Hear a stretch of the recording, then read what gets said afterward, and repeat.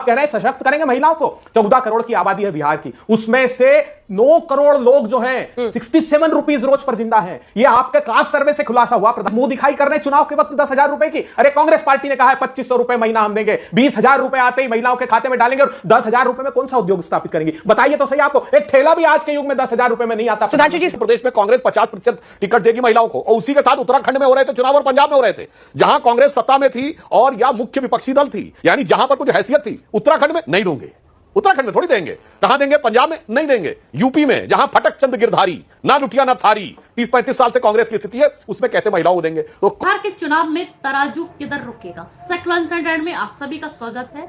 आज की वीडियो होने वाली बहुत ही धमाकेदार।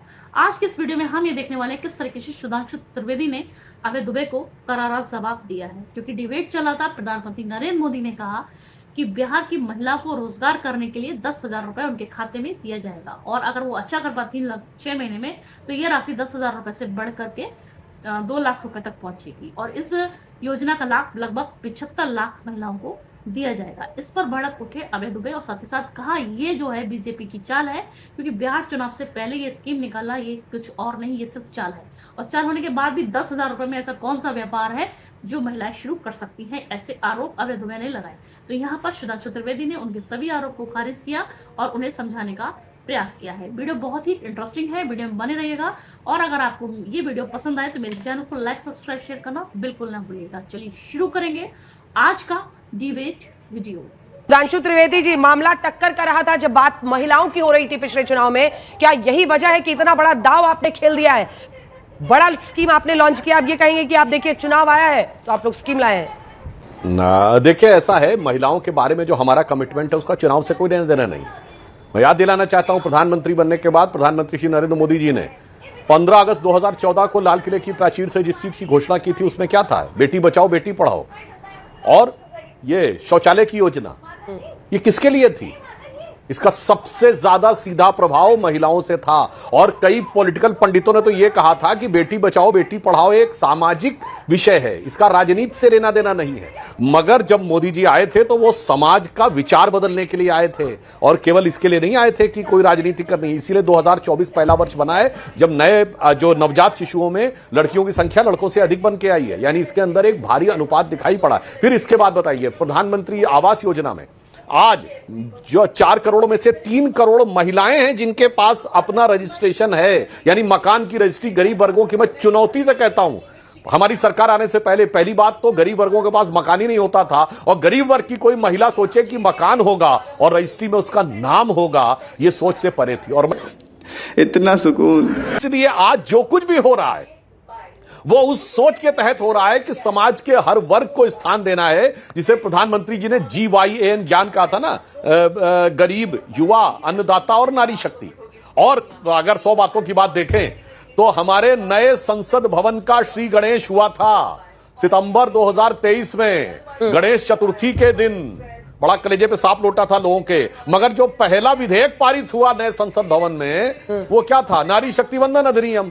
और यहां तक कि छोड़िए कि अगर हम कहें फाइटिंग फोर्स में अगर उनको कमांडिंग पोजीशन दी गई, फाइटर प्लेन्स बने, पायलट बनी, वो सब उस जमाने में करी, तो कोई ये कहे कि राजनीति की दृष्टि से देखना है तो उसकी नजर में राजनीति है।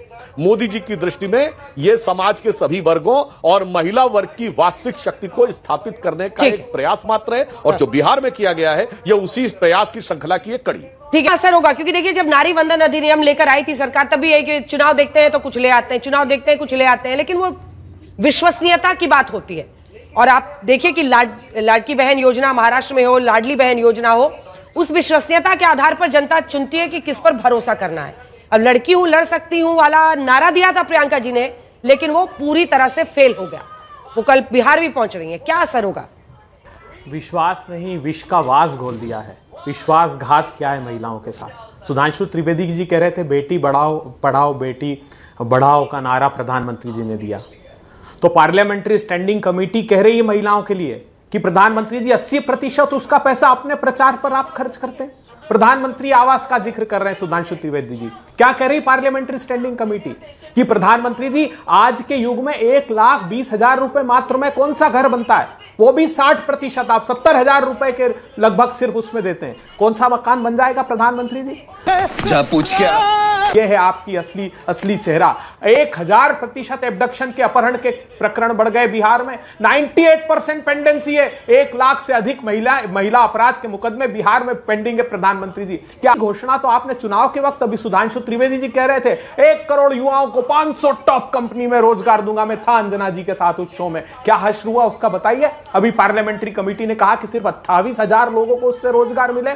तो आपकी कथनी और करनी में बहुत बड़ा अंतर है। बिहार का यह हाल कर दिया, 70,000 करोड़ रुपए का स्कैम हुआ। क्या कह रही है? आप कह रहे हैं सशक्त करेंगे महिलाओं को। 14 करोड़ की आबादी है बिहार की, उसमें से 9 करोड़ लोग जो हैं 67 रुपीज रोज पर जिंदा हैं। ये आपके कास्ट सर्वे से खुलासा हुआ। मुंह दिखाई कर रहे हैं चुनाव के वक्त 10,000 रुपए की। अरे कांग्रेस पार्टी ने कहा है 2,500 रुपए महीना हम देंगे, 20,000 रुपए आते ही महिलाओं के खाते में डालेंगे और 10,000 रुपए में कौन सा उद्योग स्थापित करेंगे? बताइए तो सही आपको। एक ठेला भी आज के युग में 10,000 रुपए में नहीं आता। सुधांशु जी इसका जवाब जो वादे किया। सुधांशु जी करें, कौन सा रोजगार शुरू हो जाएगा 10,000 में नहीं आता है। ये लोग अपने मुंह से बोल चुके हैं कि मुद्रा योजना में जो औसत जो दिया जा रहा है लोन, वो 48-50 हजार रुपए है। अब ये 10,000 लेके चले आए। यही तो बड़ा समझ में आता है, ये डाटा कहां से लाते हैं, ये अपने आप में बड़ी विचित्र बात है। अब ये डाटा सीमा के इस पार से आता है, सीमा के उस पार से आता है। जनता इस मामले में बहुत समझदार है, मगर खाली थाली किसे दी जाती है? मैं अभय जी से वो याद दिलाना चाहता हूं। अंजना जी, लड़की हूं लड़ सकती हूं कब बोला था प्रियंका जी ने? यूपी के चुनाव के समय, और कहा था उत्तर प्रदेश में कांग्रेस 50% टिकट देगी महिलाओं को। और उसी के साथ उत्तराखंड में हो रहे थे चुनाव और पंजाब में हो रहे थे, जहां कांग्रेस सत्ता में थी और या मुख्य विपक्षी दल थी, यानी जहां पर कुछ हैसियत थी। उत्तराखंड में नहीं दूंगे, उत्तराखंड में थोड़ी देंगे। कहां देंगे? पंजाब में नहीं देंगे। यूपी में जहां फटक चंद गिरधारी, ना लुटिया ना थारी, 30-35 साल से कांग्रेस की स्थिति है, उसमें कहते महिलाओं को देंगे। तो कौन झुंझुना थमाता है और कौन ईमानदारी से काम करता है? अभय जी, ये देश को भली भांति पता है के विकास के लिए किसने क्या किया है और किसने क्या डिलीवर करके दिखाया है और किसने केवल थोथी नारेबाजी की है, यह देश की जनता के सामने बहुत स्पष्ट। ठीक है। 40 साल से उम्र की महिलाएं होंगी जिनको लालू का यादव का शासन याद होगा, राजद का। उनके दिल से पूछिए कि महिलाओं की क्या स्थिति थी घर से बाहर निकलते समय बिहार में। भाई 20 साल से पहले की उम्र में जो भी लोग रही होंगी, यानी 40 साल 35 साल से ऊपर की जो महिलाएं होंगी, सब अपने दिल में जो सोच रही होंगी ना, मेरी बात पे भरोसा करिए ना अभय दुबे जी के, वो अपने दिल में बता सकती हैं कि अभय जी अब आप मोर्चा संभालिए और सुनिए। अफसर की पत्नी के साथ रेप होता रहा और कुछ नहीं हो पाया। अभय जी सुनिए, ये जब 75 लाख महिलाओं के पास जाएगा 10,000 कि अपने मन का रोजगार, आप कह रहे थे क्या हो सकता है? मतलब अगरबत्ती बनाने से लेकर सिलाई मशीन के जरिए काम करने की शुरुआत एक हो सकती है कई महिलाओं के लिए। एक सबल उनको बनाने की प्रक्रिया की शुरुआत हो सकती है घर बैठे बैठे। आपको नहीं लगता ये आपके लिए बड़ा चैलेंजर बन सकता है?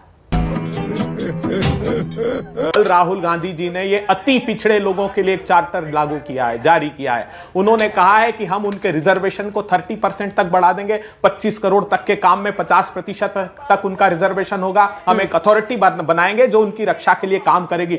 दूसरी तरफ उत्तर प्रदेश सरकार ने इतना बड़ा कुठाराघात किया है, इतना बड़ा आरक्षण पर वार किया है। कहा कि वो जाति के नाम पर आप सम्मेलन नहीं कर सकते, आप सिंपोजियम नहीं कर सकते, आप बोर्ड नहीं लगा सकते। क्यों साहब? दलितों और पिछड़ों के साथ ये अन्याय क्यों? उत्तर प्रदेश में झांकी है, ये बिहार भी होगा और पूरे देश में आएगा। मैं पूछना चाहता हूं जेडीयू के प्रवक्ता से, क्या आप इस बात पर सहमत हैं कि जो पिछड़ी जाति के लोग हजारों वर्षों से जाति के नाम पर जिनका दमन किया गया है, जिनके दूल्हे को घोड़ी से उतार दिया जाता था, जिनके बैंड बाजे नहीं बजने दिए जाते, आज भी कुएं से पानी नहीं पीने दिया जाता, उनको कहते हैं तुम्हारी जात का नाम नहीं ले सकते। क्यों नहीं ले सकते? जातियों के साथ अन्याय हुआ है। जब तक बराबरी पर वो नहीं आ जाते, तब तक इस डिस्क्रिमिनेशन को वो सहन नहीं करेंगे। मैं कि क्या बिहार में भी उसको मैं पूछ लूंगी। आपने जब राहुल गांधी की बात की तो बताते हैं अति पिछड़ा को कांग्रेस की 5 गारंटीज आई हैं, जिस पर सुधांशु जी आप टिप्पणी दीजिएगा। मैं बिल्कुल बताना चाहता हूं। मैं सिर्फ 2 फैक्ट बताता हूं। बड़ी बड़ी बातें कांग्रेस के लोग करते हैं। सबसे ज्यादा समय राज किया है, बताएं उत्तर प्रदेश में एक पिछड़ा अति पिछड़ा मुख्यमंत्री? चैलेंज करके पूछता हूं, बिहार में बताएं अति पिछड़ा मुख्यमंत्री? हमने कल्याण सिंह जी को 1984 में प्रदेश अध्यक्ष बनाया था, जब मंडल का दूर दूर तक नामो निशान नहीं था। उमा भारती जी सांसद बन गई थी। विनय कटियार जी बजरंग दल के अध्यक्ष बन गए थे, साक्षी महाराज बन गए थे। अब मैं बताना चाहता हूं इनके साथ स्थिति क्या है। इनको पिछड़ों को नहीं देना है, इनको तो आखिर में मुसलमानों को देना है। इसीलिए सारे मुस्लिमों को पिछड़े में ले रहे हैं। कर्नाटक में कर चुके, तेलंगाना में करने की कोशिश कर रहे हैं। पिछड़ा वर्ग आयोग ने लिखित में पूछा है इन सरकारों से, पश्चिम बंगाल की सरकारों से, कि ये 140 जातियां कैसे मुसलमानों की ओबीसी में हो गईं। एक बार में 91 में 71 जातियां मुसलमानों की ओबीसी में हो गईं। तो कहते हैं नहीं, वो तो कन्वर्ट होने से पहले थी, इसलिए हमने उनको पिछड़ा बना दिया। तो पूछा गया इतना भारी कन्वर्जन कैसे हो गया, तो उस पर चुप्पी साध ली गई। और कांग्रेस को तो शर्म आनी चाहिए अंजना जी, जिन्होंने पिछड़ों के आरक्षण के साथ क्या किया। जहां वो मजबूत वाला वोट बैंक आ जाता है ना, वहां पर SC ST OBC छोड़िए। अलीगढ़ मुस्लिम यूनिवर्सिटी सरकार की यूनिवर्सिटी है, पर उसको कहा मुस्लिम यूनिवर्सिटी हो गई, SC ST OBC का आरक्षण साफ। Jamia Millia Islamia SC ST OBC का आरक्षण साफ। कश्मीर इन्होंने कहा मुस्लिम मेजॉरिटी हो गया, SC ST OBC का आरक्षण साफ। और इन्होंने माइनॉरिटी इंस्टीट्यूशंस के नाम पे एक साल में 19 हजार इंस्टीट्यूशंस को मान्यता दी ताकि वहां आरक्षण न देना पड़े। और कोर्ट से रुकने के बाद भी नहीं लाना चाहते। और तो और इन्होंने क्या किया है, मैं दर्शकों से कहना चाहता हूं, जाके चेक करिए। 1950 में मई के महीने में जब डॉक्टर बाबा साहब अंबेडकर ने शेड्यूल कास्ट के रिजर्वेशन का बतौर लॉ मिनिस्टर नोटिफिकेशन जारी किया, उसमें साफ लिखा हुआ है सिर्फ हिंदू SC को ही उसका रिजर्वेशन मिलेगा। और इन्होंने सच्चर कमेटी की रिकमेंडेशन में लिखवाया कि जो मुस्लिम SC होगा उसको भी मिलेगा। यानी OBC तो छोड़िए, SC के आरक्षण में भी इन्होंने घुसपैठ करने की कोशिश की। इसलिए मैंने सारे फैक्ट के साथ बोले हैं और उदाहरण के साथ बोले हैं कि इनके दिल में कुछ और है और बाहर से कुछ और है। तो ये अंदर से कुछ और बाहर से कुछ और नजर आते हैं, और बाखुदा शक्ल से आगे दर्शक खुद समझ पाते हैं।